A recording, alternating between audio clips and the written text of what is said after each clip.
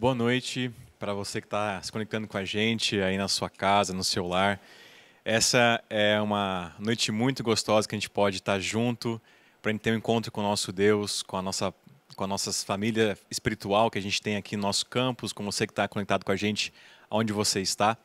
E a gente queria mais uma vez te desejar boas-vindas para esse culto tão especial, que tem o objetivo de conectar a gente com a palavra de Deus, com os cânticos, e que você cresça na sua relação com Jesus Cristo. Se você tem acompanhado a gente desde a semana passada, já percebeu que a gente está propondo nesse mês de março uma série muito bacana que já começou, que já trouxe muitas pessoas para mais perto da palavra de Deus, que é a série Perguntas Essenciais. Essa série foi pensada para você que tem muita curiosidade de conhecer mais sobre a palavra de Deus e aprender com as perguntas que surgem nos textos. Alguns textos são muito conhecidos, mas pode ser que você não tenha prestado atenção naquela pergunta que aparece, que fala muito com a nossa vida prática. Por isso, eu te convido mais uma vez, se você gostou do nosso conteúdo, curte, compartilha, comenta. A gente fica muito grato quando a gente vê pessoas se envolvendo com a gente através das redes sociais. Então, se você tem esse desejo de se conectar cada vez mais com a palavra de Deus, nós temos esse programa aos domingos, que vai sempre trazer para nós uma coisa especial para você. Bom, aqui do meu lado, como sempre, nós temos aqui a professora Cristi. Professora, como é que tá? Tudo bem? Tudo bem. O que você achou da primeiro domingo? Foi legal? Foi bacana? Foi tão legal. Eu gostei de ver os comentários de vocês na internet. Obrigada por tanto apoio, por orações e bênçãos que deixam para mim. Olha, uma coisa que a gente sempre precisa no ministério. Isso é verdade. Ô, Chris, na semana passada eu te apresentei um pouco. Tem muita gente que te conhece, na verdade, na internet, né? Mas eu queria saber e te perguntar, faz quanto tempo que você estuda a Bíblia, assim, de um jeito diferente ou de um modo que você diga assim, olha, faz esse tempo aqui eu sei que eu estudo a Bíblia de modo diferente, né? Olha, faz 11 anos, uns 11, 12 anos que eu comecei a estudar a Bíblia de forma diferente. E a gente aprendeu, eu com os meus colegas de doutorado, na verdade. Um dos nossos colegas se interessou muito por isso e começou a fazer. Ele tem um canal no YouTube também, mas ele fala em inglês e alemão, são as duas línguas do canal dele, Chris Vogel. E ele começou a estudar com a gente, mostrar esses detalhes e incentivar a gente como colegas a ler a Bíblia mais a fundo e a ler a Bíblia mais devagar. Então, tinha muito assim, a gente passa por essas fases de estudo bíblico, onde você estuda a lição e procura todas as referências e faz aquele estudo textual da lição. A fase do fazer o ano bíblico por muitos anos e acompanhar e ter. Mas depois que eu aprendi a ler assim, essas outras ficam pequenas perto daquilo, porque agora o ano bíblico é muito rápido, não dá para ler a Bíblia inteira em um ano só. Não você dá tem em um ano. sentar e ler bem devagar para você pegar todos os detalhes. O teu esquema é Gênesis em um ano. Na verdade eu leio um capítulo por semana.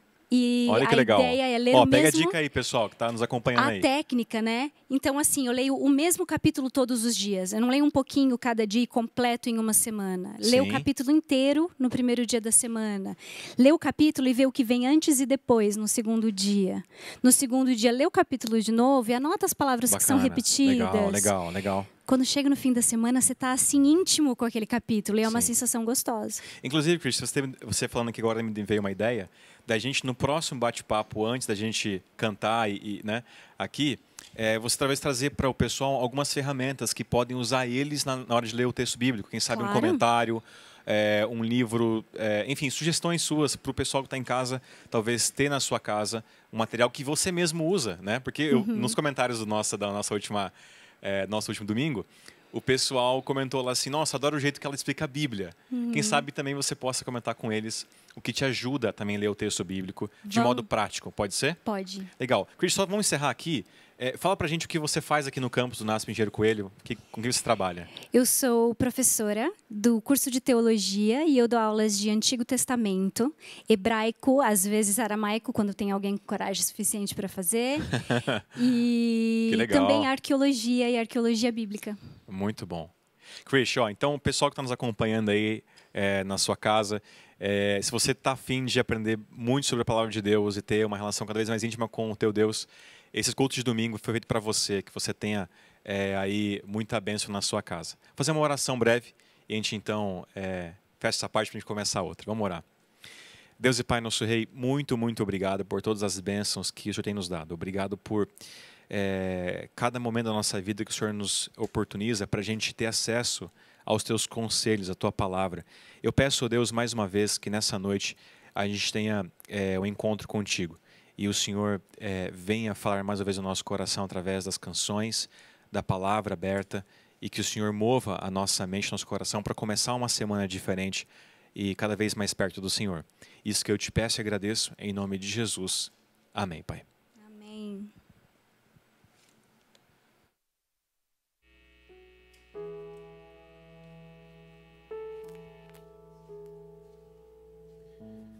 Boa noite a você que nos assiste de casa, a você que nos assiste aqui. Preparamos um culto especialmente para você. Aquele que foi, Deus pede para que volte. Aquele que está, Deus pede para que você continue nos caminhos dele. Vinde às águas, todos os momentos que você passar por tribulações. Louve com a gente, canta junto com a gente nesse momento.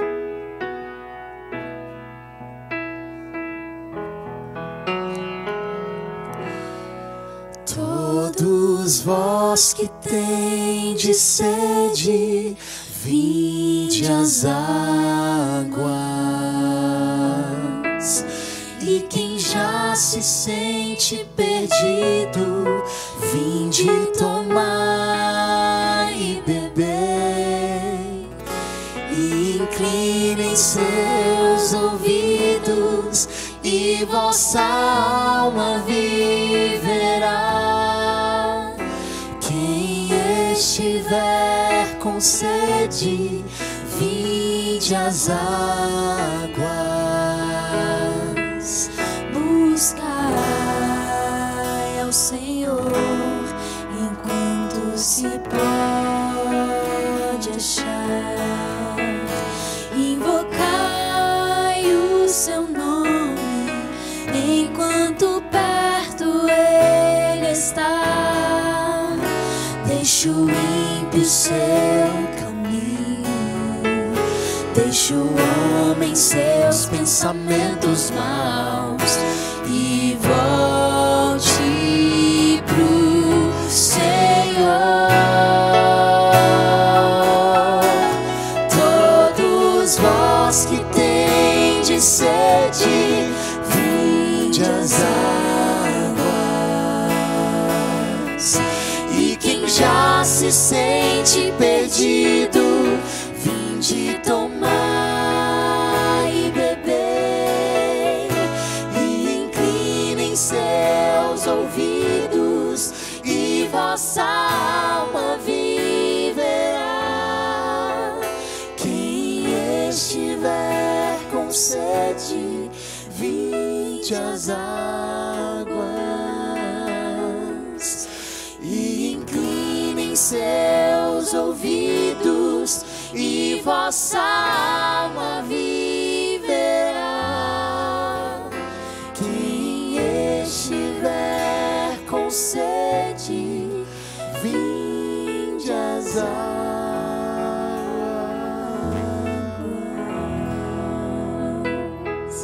Amém. Que toda honra e toda glória seja exaltado ao Deus eterno. Se o meu povo orar, se o meu povo clamar em meu nome, eu os ouvirei. É simples, só clame, só ore.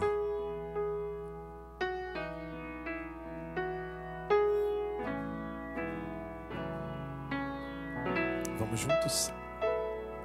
Se meu povo que tem meu nome se humilha e orar, se meu povo se arrepender dos seus caminhos maus, então os ouvirei e os perdoarei, sararei a terra e suas feridas. Eu me levantarei para os defender,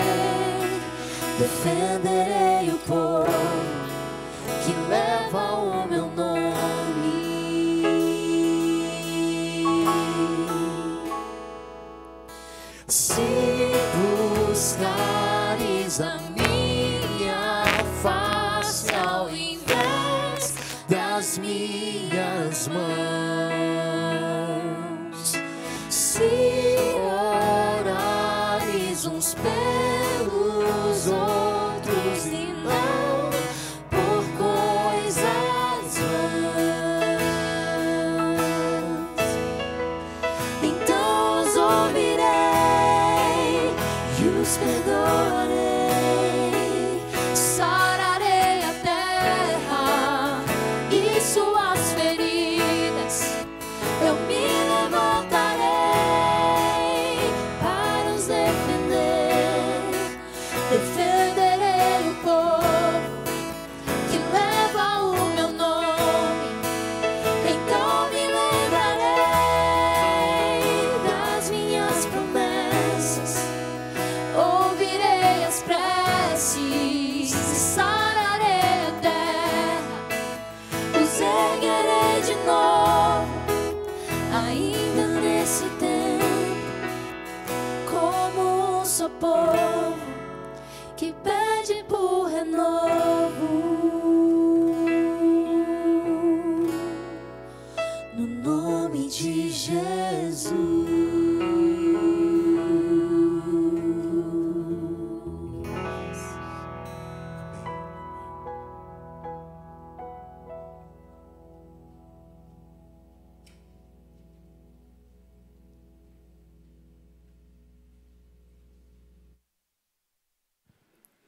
Como dissemos há pouco, estamos dando continuidade a essa nossa série de perguntas essenciais. Essas perguntas estão no próprio texto.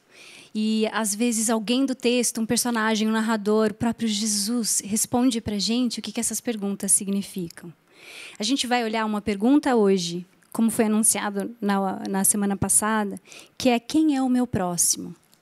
E essa pergunta se encontra em Lucas, capítulo 10, a partir do verso 25, numa parábola muito conhecida por nós, a parábola do bom samaritano. Mas a história não começa de cara com a parábola. A história da parábola é introduzida por uma outra pergunta. Chega um certo homem para Jesus, intérprete da lei, e se levanta com o intuito de pôr Jesus à prova. O texto explica assim. É muito interessante que não é só ele se levanta para fazer uma pergunta, ele se levanta com um intuito. E o intuito dele é colocar Jesus à prova. Na maneira como essa expressão aparece no Antigo Testamento, quando as pessoas tentam colocar à prova, quem faz isso, quem testa, é Satanás. Então o texto já apresenta essa pessoa como um adversário. E apresenta que a pergunta que ele traz não é uma pergunta para a qual ele quer uma resposta, mas uma pergunta para fazer uma pegadinha, para testar a Jesus. E ele pergunta assim: Mestre, o que farei para herdar a vida eterna? A própria pergunta dele também demonstra um pouco da perspectiva que ele tem sobre a salvação. A vida eterna é um presente, a graça de Jesus. O que a gente faz é aceitar essa vida eterna e, conforme Jesus atua na nossa vida, a transformação que Ele traz faz com que sejamos dignos desse reino, com que possamos nos melhorar e ser transformados no nosso dia a dia. Mas Ele já coloca a pergunta na primeira pessoa. O que farei? O que eu faço para ganhar a vida eterna?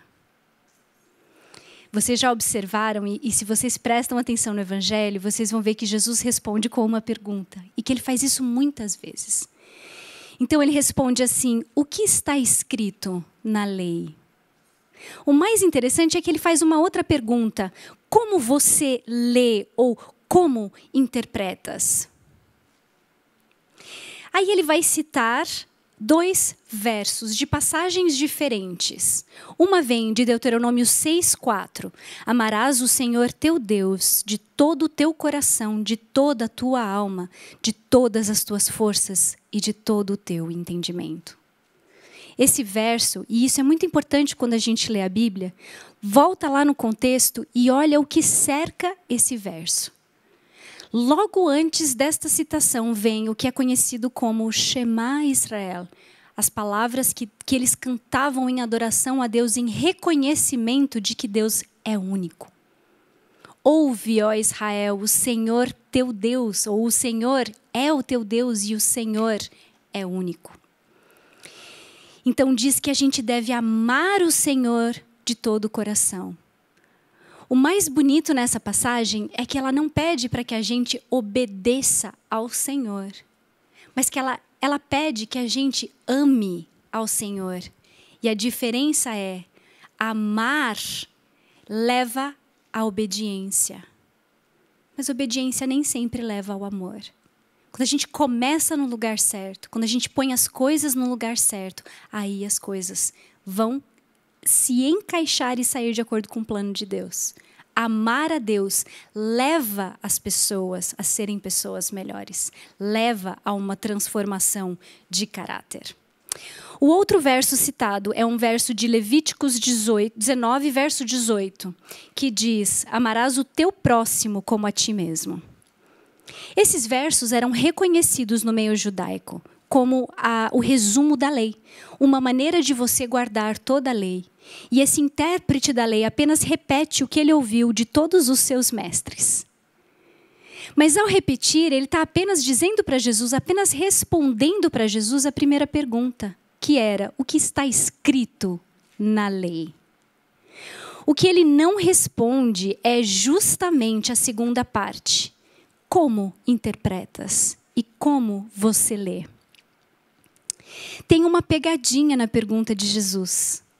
Porque quando você lê o hebraico no seu original, a palavra para próximo, que é amigo, e a palavra para inimigo, são palavras que têm as mesmas consoantes. O hebraico é uma língua que foi escrita na antiguidade somente com consoantes. As pessoas tinham que conhecer as palavras e ver o contexto para entender realmente o que significava. Olhando para essas palavras que são diferenciadas apenas pelo seu som de vogais, se você não sabe o que está escrito lá, vai haver uma ambiguidade, vai ter um sentido duplo. Então é como se pode estar escrito: amarás o teu próximo, o teu amigo como a ti mesmo, ou amarás ao teu inimigo como a ti mesmo. Olha que interessante esse jeito de Jesus colocar a pergunta. Eu não sei se o intérprete da lei percebeu, mas ele não se relata a esse ponto, ele não se relaciona, ele não responde, ele nem presta atenção nesse pequeno detalhe. E esse detalhe diz exatamente como a gente lê o texto, diz muito sobre quem a gente é. Primeiro, ele acha que é o que ele faz que leva à vida eterna. E segundo, ele não percebe que como ele lê o texto altera a resposta à pergunta que ele faz. Ele ainda quer pegar Jesus e ao perceber que Jesus não respondeu a pergunta dele, mas o fez responder a pergunta, ele faz outra. E ele faz outra baseada um pouquinho na segunda pergunta, que talvez ele tivesse respondido. Ele diz, então, quem é o meu próximo? E essa é a pergunta de hoje. Quem é o meu próximo? Jesus prossegue e a resposta de Jesus dessa vez não começa com uma pergunta. A resposta de Jesus começa com uma história. Eu gosto muito disso, da maneira como Jesus ensinava as pessoas. E eu gosto de como ele usava as histórias para ensinar as pessoas a pensarem a respeito da sua situação, das lições que eles devem aprender e de como lidar, como responder. A história levava as pessoas a produzir a resposta por si mesmas e não a pegar uma resposta pronta, mas a ponderar, a pensar e aí nesse efeito realmente aprender. Jesus então conta a história do bom samaritano, que começa quando um certo homem desce de Jerusalém para Jericó. Um caminho comum, mas extremamente perigoso. Entre Jerusalém e Jericó tem uma ravina que as pessoas usavam na antiguidade como caminho. Descia-se a quase 1.000 metros em 29 quilômetros. Então, você desce muito ou você anda pelo meio da ravina e não é um lugar muito seguro, mas é um lugar onde muitas armadilhas podem ser colocadas para as pessoas. Em descendo, ele é atacado. E ele é atacado com violência, a ponto de levarem as coisas dele e deixarem ele ferido, que ele nem sequer consegue seguir no caminho. E que para muitas pessoas que vão passar por ele, vão ter a impressão de que ele está morto ou quase morto. Casualmente, por acaso, a primeira pessoa a descer de Jerusalém para Jericó é um sacerdote. Naquele mesmo caminho. Aqui você tem o uso de novo, e essa palavra vai se repetir, a palavra descer. O homem desce de Jerusalém para Jericó, e realmente é uma descida. Logo em seguida, desce o sacerdote. Por muitos anos, e ainda em muitos livros, a gente lê que esse sacerdote se recusa a ajudar o homem caído por preocupações na sua purificação que iam atrapalhar o seu serviço no templo. Só que o texto deixa muito claro que ele não está indo para o templo, mas que ele está vindo, descendo do templo para Jericó e as outras cidades que ficavam naquela planície. Então não devia ser uma preocupação dele. Ele seria impedido de trabalhar no templo se ele realmente chegasse perto de um corpo realmente morto, não de uma pessoa em necessidade. E alguns rabinos da época até diziam que até o sacerdote pode parar para ajudar uma pessoa em necessidade. Mas ele passa longe. Olha que expressão interessante. Não é só que ele passa reto. Ele passa longe. A próxima pessoa a descer é um levita. E, de novo, a expressão descer. Aí vem um levita, desce por aquele lugar e, vendo, também passa longe. O levita não tem a mesma preocupação do que o sacerdote. Ele não tem obrigação de se completamente descontaminado. Agora, tanto o sacerdote quanto o levita podem ter a preocupação de não se contaminar, porque o ritual de purificação é demorado 7 dias para se purificar do contato com a morte. Outra coisa interessante é que existem categorias nessa história. Então, a gente vê o sacerdote, a gente vê o levita. O povo de Israel, na época de Jesus, era dividido justamente entre os sacerdotes descendentes de Arão, os levitas descendentes de Levi, demais, que não eram de Arão. E o restante, a terceira categoria comum, era o povo de Israel. Então, o leitor judeu, por um momento, olha essa categoria e vai ver, o próximo a passar será um judeu. Mas não é. E aqui há uma virada. O próximo a passar é um samaritano. E os samaritanos eram vistos justamente como inimigos do povo de Israel. Há uma competição entre judeus e samaritanos, uma rixa, um problema desde a época do retorno do exílio. Eles não se dão, eles tentam atrapalhar os planos uns dos outros, e a gente vê, mesmo no tempo de Jesus, esta reação aos samaritanos. Lembra da pergunta de Jesus? Como você lê? Esse samaritano que está, olha só, ele não está descendo. Curiosamente, o texto escolhe uma outra palavra para expressar que ele está passando, ele está seguindo pelo seu caminho. Mas quando ele vê aquele homem caído, a expressão que no meu texto diz passou-lhe perto, na verdade usa o descer. Só que o descer para o samaritano é um abaixar.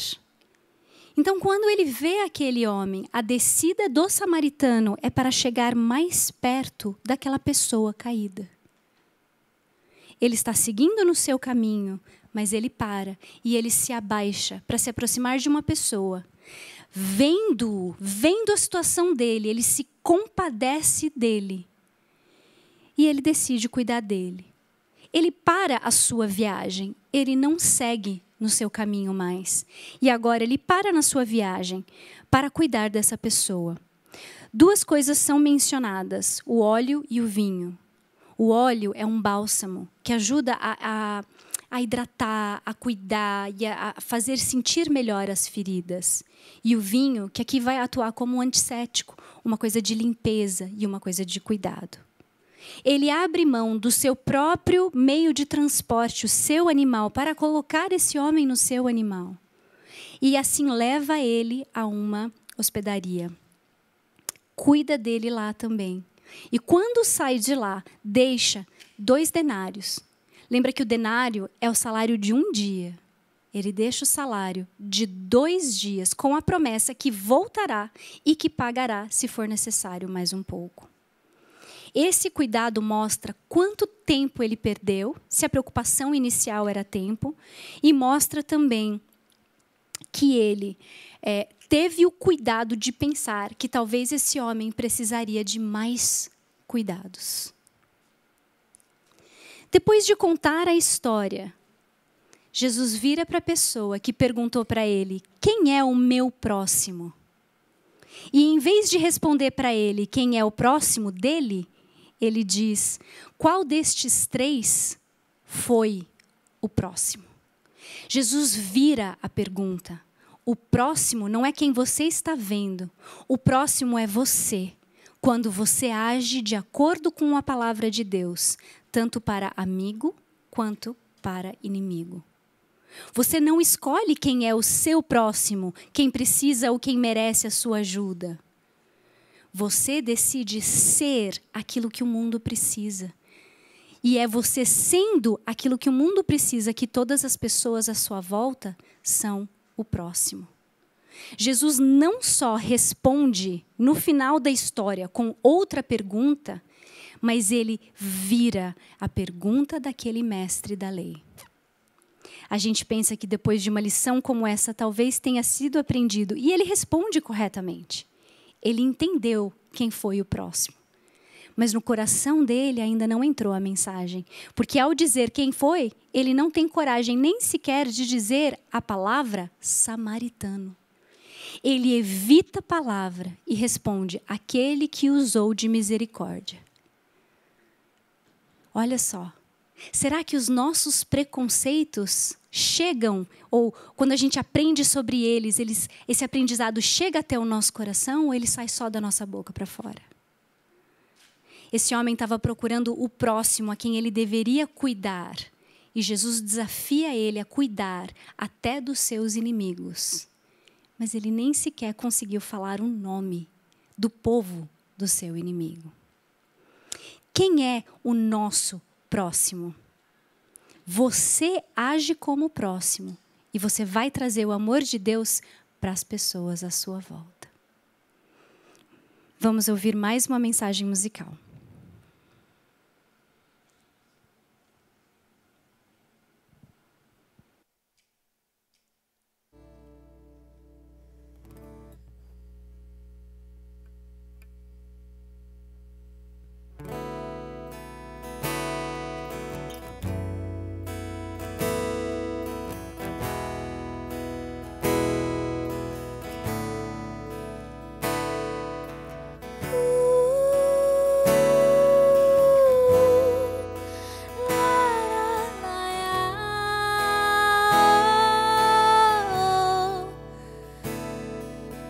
Quero ser alguém que cai e se acomoda pelo chão.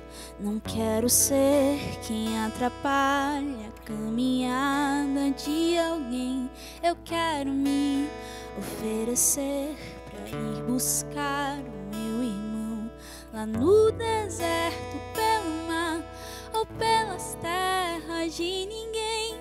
Quero ser alguém que faz, alguém capaz de refletir a tua luz.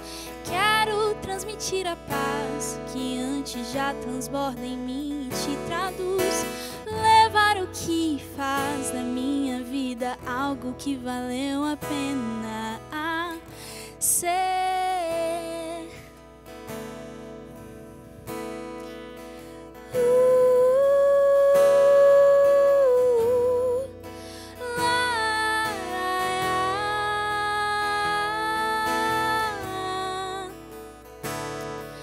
Quero ir pra guerra com preparo e estar pronto pra lutar. Eu quero a força que só tem ao perceber que sou refém e decidir buscar a luz e espalhar pra quem não tem. E quando o fim se aproximar, tudo que eu quero é te abraçar. Quero ser alguém que faz, alguém capaz de refletir a tua luz. Quero transmitir a paz que antes já transborda em mim e te traduz. Levar o que faz na minha vida algo que valeu a pena ser. Valeu a pena ser.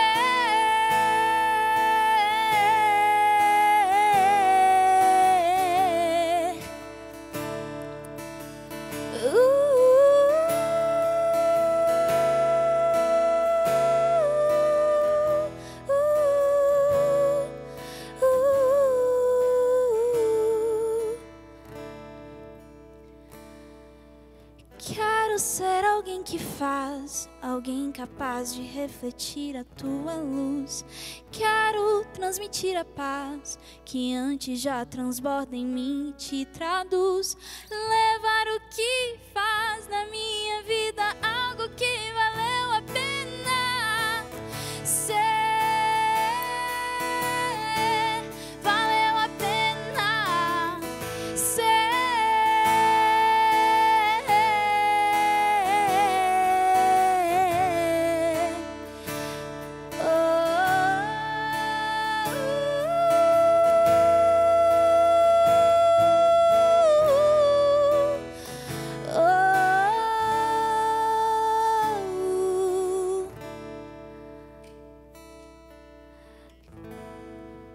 Amém.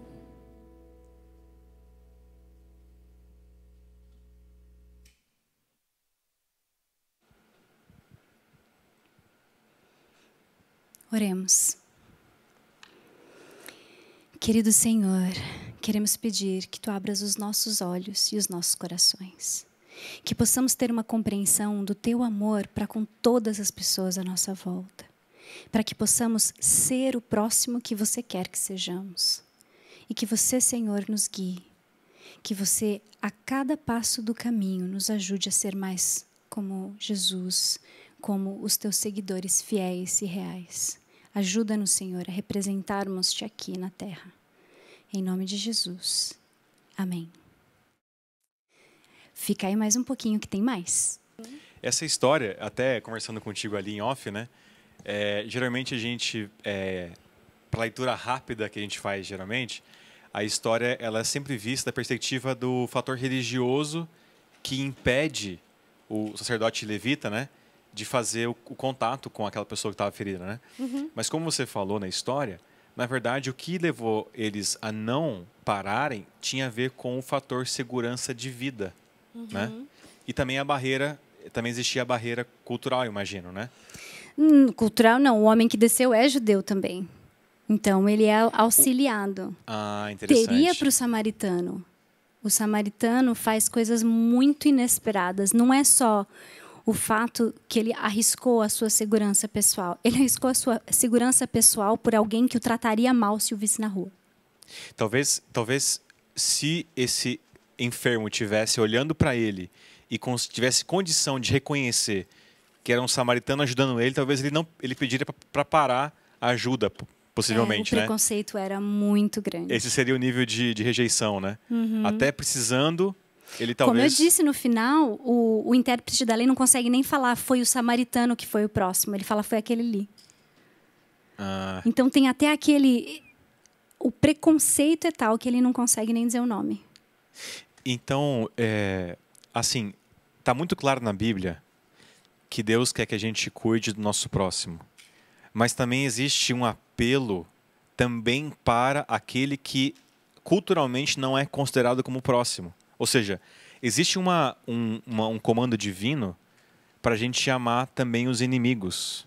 Que é o que essa história também transparece, né? Exato. O comando de Jesus explica a necessidade. Ele fala assim, se você ama só os seus amigos, é fácil. É fácil andar num grupo que todo mundo concorda com você. Você Sim. consegue amar e cuidar daquela pessoa que pensa completamente diferente de você?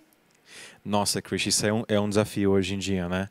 Porque a gente está num ambiente muito polarizado, né? Onde todo mundo tem uma opinião muito formada sobre muitas coisas, né? E tem hora que o convívio fica muito difícil, né? Mas parece que para os cristãos existe um mandamento de Cristo para a gente realmente não deixar com que a cultura diferente, o modo de pensar diferente, nos coloque distante dessa pessoa, né? Exato. Deus quer que a gente entenda que a humanidade toda é uma irmandade. Nós somos todos filhos de Adão e Eva. Nós somos todos irmãos e irmãs. E Deus não quer que a gente esqueça disso. E realmente é muito fácil fazer um favor para o teu amigo. Mas e o favor para o teu inimigo? E por isso também a inversão da pergunta. A pergunta não é, ele é meu próximo, eu preciso ajudar ele. A pergunta de Jesus faz você pensar, depende de você quem que é teu próximo. Então, assim, se você trata o teu inimigo como teu próximo, ele deixa de ser teu inimigo e ele passa a ser teu próximo. Esse é o poder que as boas ações têm. Sim. Ou seja, parece que a Bíblia está nos convidando, na verdade, a gente eliminar essa linguagem de inimigo. Não é muito interessante isso aí? Eu acho que para quem está nos acompanhando, isso é muito prático, né? Só o fato de ser a mesma palavra em hebraico, amigo e inimigo, já faz você se questionar se, peraí, mas é a mesma coisa? Porque assim, vamos supor que alguém na família ou no trabalho, tal, são pessoas que têm um comportamento que colocariam eles no nosso imaginário do inimigo de Deus, certo? Então, automaticamente, eu não me relaciono, eu não converso, eu não faço, eu não me movo para essa pessoa, né? E porque a gente tem na nossa mente que ele é o inimigo de Deus, essa pessoa é o inimigo de Deus.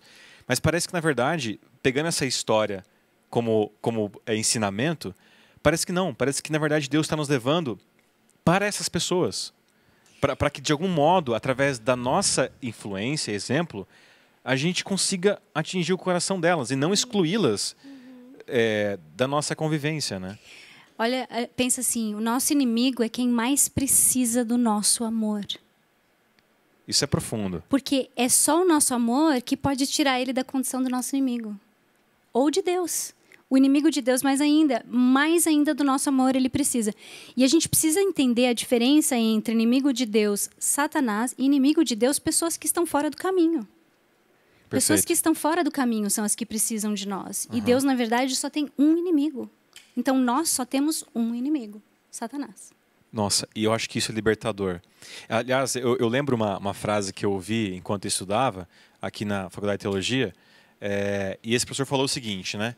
Que amar e gostar são coisas diferentes. O nível de gostar é um nível do afeto, né? De você gostar de estar com a pessoa, ter confiança para isso, e tudo mais. Ou seja, a gente não foi chamado para gostar de todo mundo, ou seja, no nível de intimidade. Mas Cristo ele chama a gente para a gente amar a todos, até aqueles que a gente chama de inimigos por alguma razão. Porque o inimigo geralmente é aquele que nos fere também, né? Ou de algum modo nos ignora, ou algo do tipo. Mas me parece que existe um espaço muito grande e um chamado de Deus para a gente cuidar de pessoas que nem sempre são tão boas com a gente. E acho que esse é o grande desafio do amor, né? E outra, pessoas que talvez a gente nunca viu na vida. Então você tem o inimigo, aquele que te incomoda, aquele que te irrita, mas você tem aquela pessoa que estava caída na rua e que nunca você viu na vida. Sim. Que obrigação que você tem de ajudar essa pessoa? Teu inimigo, você até conhece, vai falar, bom, eu vi ele caído, não ia também deixar ele ali. Exato. Mas e a pessoa que você não conhece? Porque Deus, nessa história, coloca todo mundo na mesma categoria. É o samaritano representando o inimigo, é o desconhecido, caído, que ninguém ajudou, mesmo sendo do mesmo povo, e assim por diante. E só para ir encerrando, Christian, é muito curioso pensar que o ministério de Jesus ele foi pautado em cuidar de pessoas com quem ele não convivia. Né? Então, por exemplo, quando você vê uma multidão que Cristo recebe e ele cura, essa multidão talvez nunca soube o nome da pessoa ou não conversou mais com ela depois. É um desconhecido. E nós vemos que a grande parte das pessoas que tiveram a vida impactada por Jesus foram aquelas que ele não tinha o fator convivência do dia a dia, de comer junto, né? um encontro. Era um encontro. Entendeu? E Exato. faz toda a diferença na vida daquela pessoa. Já pensou se a gente tem esse poder e não está usando? Você vê que relevante essa história? Que legal. Christy, olha, que Deus abençoe você, tua família, tua filhona, né? Obrigada. Teu esposo, teu trabalho. Muito obrigado por estar com a gente nessa série. Muito obrigado por você também estar nos acompanhando aqui pela internet. Deus abençoe a sua família, a sua casa. Todos os encontros, nós estamos tendo esse bate-papo no começo e no final. E que você tenha uma ótima semana também, abençoada por Deus. Obrigado pela sua presença. Christy, mais uma vez, muito obrigado. Domingão que vem tem mais. É isso aí, a gente se vê domingo que vem. Até mais, pessoal. Valeu, um abraço.